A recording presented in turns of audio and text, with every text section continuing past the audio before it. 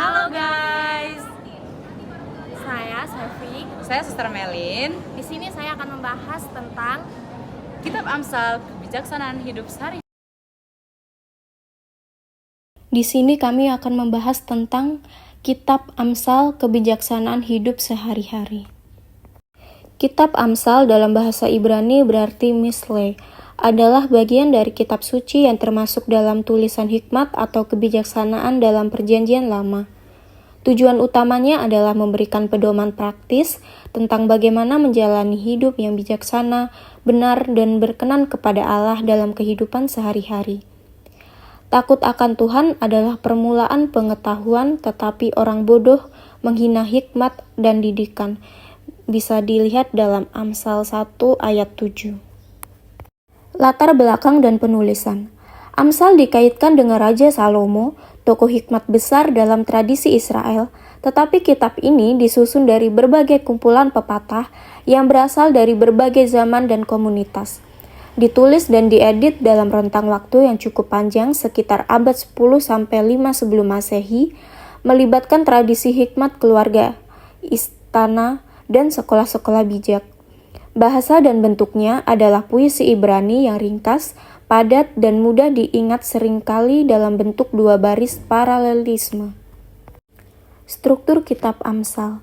Tahap pertama adalah pemilihan topik sejarah. Pemilihan topik bisa dilakukan dengan cara memilih situs-situs sejarah yang ada di Indonesia ataupun di luar. Bagian atau isi makna Kitab Amsal. Amsal 1-9, pidato-pidato pengajaran tentang nilai pentingnya kebijaksanaan disampaikan dalam bentuk nasihat orang tua kepada anak. Amsal 10 ayat 22-16, kumpulan Amsal Salomo, pepatah singkat berisi ajaran moral dan praktis.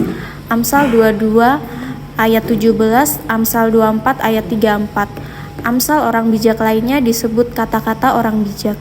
Amsal 25-29, Amsal Salomo yang disusun kembali oleh pegawai Raja Hizkia.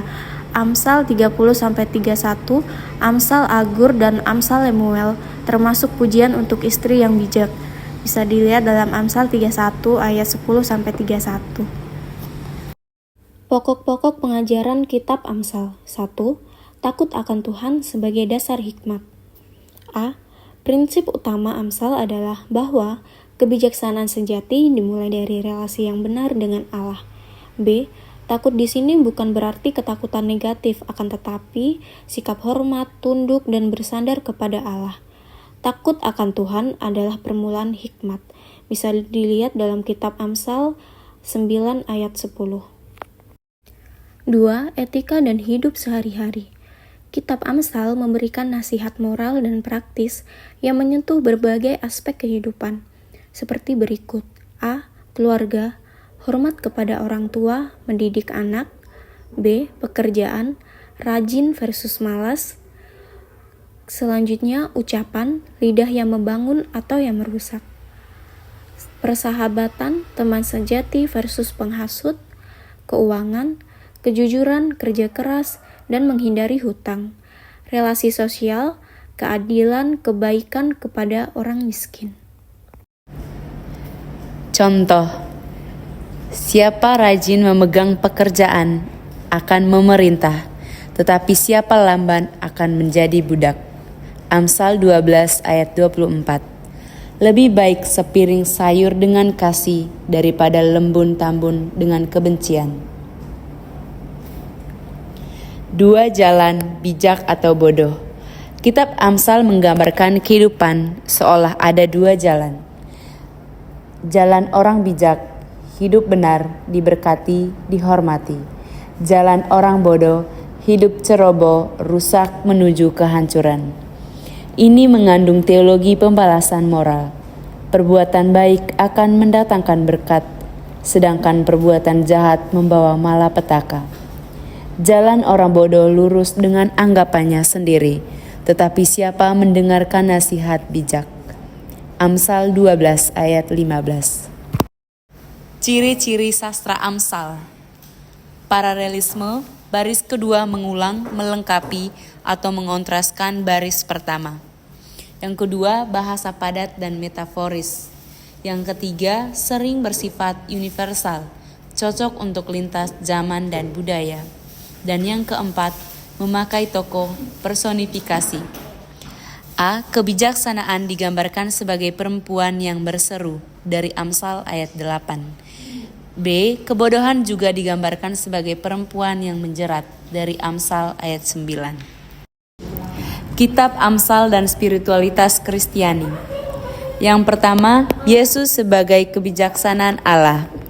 Dalam terang Perjanjian Baru, Yesus disebut sebagai hikmat Allah yang menjadi manusia. Kitab Amsal memberikan kerangka untuk memahami ajaran Yesus yang penuh hikmat praktis. Dan yang kedua, spiritualitas praktis.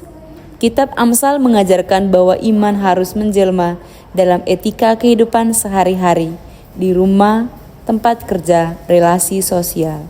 Dan yang ketiga, panggilan hidup bijak. Orang Kristen dipanggil bukan hanya menjadi religius di gereja, tapi juga bijaksana dalam hidup nyata. Berhati-hati dalam berbicara, adil dalam bekerja, sabar dalam berelasi. Contoh tema-tema Amsal. Tema yang pertama, kerajinan versus kemalasan, bisa dilihat dari Amsal bab 6 ayat 6 sampai 11, bab 10 ayat 4 sampai 5. Dan yang kedua, mengendalikan lidah dari Amsal bab 12 ayat 18, bab 15 ayat 1, bab 18 ayat 21. Dan yang tema ketiga, persahabatan, Amsal 17 ayat 17, bab 27 ayat 17. Dan yang keempat, pendidikan anak dari Amsal 22 ayat 6.